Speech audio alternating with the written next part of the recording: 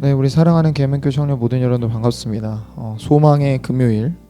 네, 알겠습니다. 네, 여기까지 하고 말씀 한번 살펴보도록 바로 하겠습니다. 역대상이 읽을 부분이 좀 많아서 여러분들이 또 이게 뭔가 반복되는 듯한 족보의 이야기들이 끊임없이 나오는 부분들이 있기 때문에 좀 이렇게 지칠 수 있어요. 근데 이제 두 가지 오늘은 좀 보려 하는데, 하나는 일단은 다윗의 인구조사 파트입니다.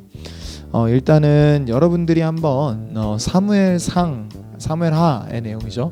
정인 사무엘하의 내용에 보게 되면 이 인구조사에 대한 이야기가 하나 더 나옵니다. 사무엘하 24장에 보면은 나오는데, 거기도 보면 이 내용이 이제 정확하게 좀 묘사가 되는 것들을 볼 수 있어요. 근데 여러분들, 이 인구조사가 왜 잘못되었느냐라고 할 수 있는데, 자기 세력의 강함을 드러내기 위해 하는 겁니다. 그러니까 여러분들, 세력의 강함을 뽐내고자 함 속에 담겨있는 의미가 무엇인지를 오늘 한번 살펴보려고 하고요. 그 다음에 여러분들이 오늘 읽은 22장의 내용에 보게 되면 다윗이 성전 짓는 걸 준비하는 장면이 나옵니다. 그 다음부터는 레위인들에 대한 족보나 이런 이야기들이 펼쳐지고 있는 걸 여러분이 확인할 수 있을 텐데, 여러분들 먼저 좀 중요하게 살펴봤으면 하는 부분은 어떤 거냐면, 여러분 일단 다윗의 인구조사가 왜 잘못되었는가라는 거예요. 앞서 잠시 나누었던 다윗의 인구조사는 자신의 강함을 드러내기 위한 어떤 수단과 같았습니다.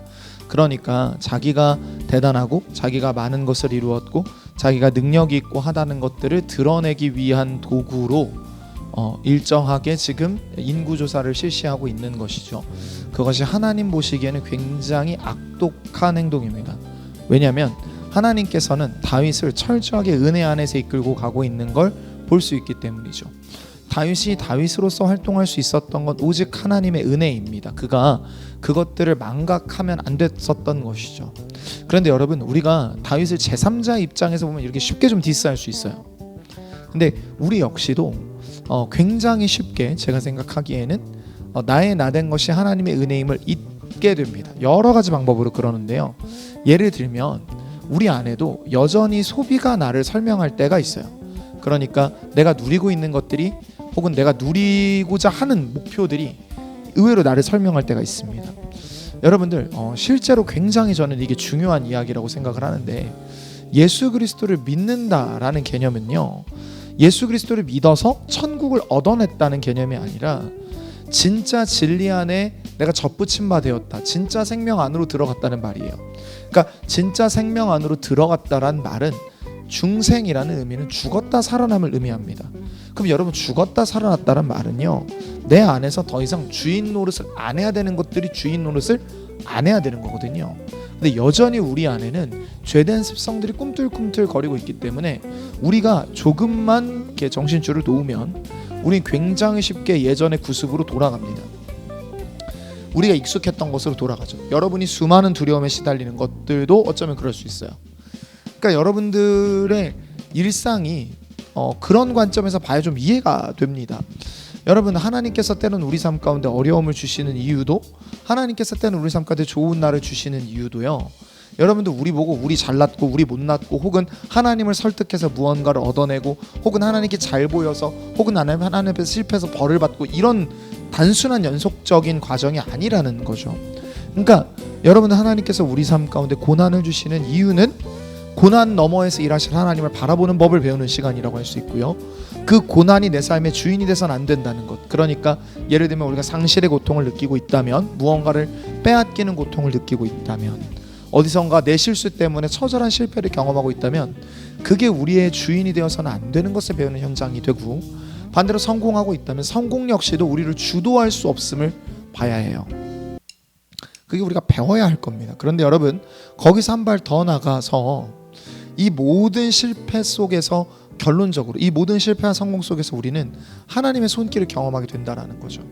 그러니까 우리가 그런 관점에서 인생을 봐야 되고, 그렇기 때문에 성도가 된다는 건 단순하게 여러분들 예수님을 믿었기 때문에 천국에 간다는 단편적 논리가 아니라, 그분이 우리 삶의 진정한 주인이 되는 것이 무엇인가를 배워가는 과정으로 이해해야 됩니다.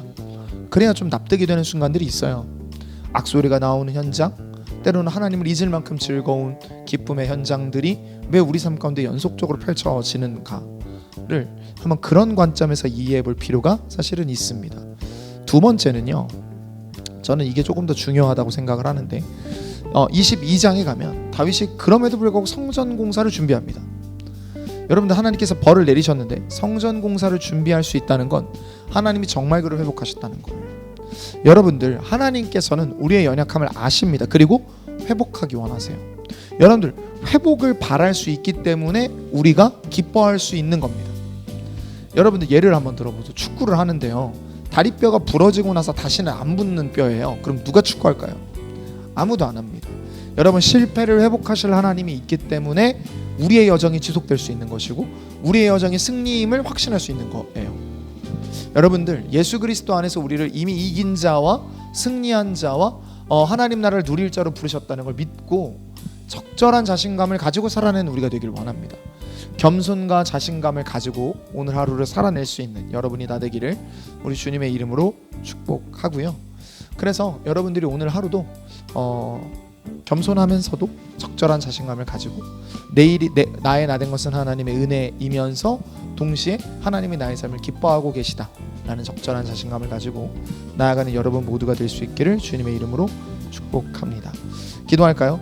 하나님, 감사합니다. 하나님께서 우리 청년들 이끌어가 주시고 우리 청년들과 함께 하시며 우리 청년들의 삶을 은혜로 채우시는 것들을 우리 눈을 열어보게 하셔서 오늘 적당한 자신감과 또 적절한 겸손으로 삶을 이어갈 수 있도록 도우소서. 아버지께서 그렇게 함께 해주실 건 믿고 감사드리며 예수님의 이름으로 기도했습니다.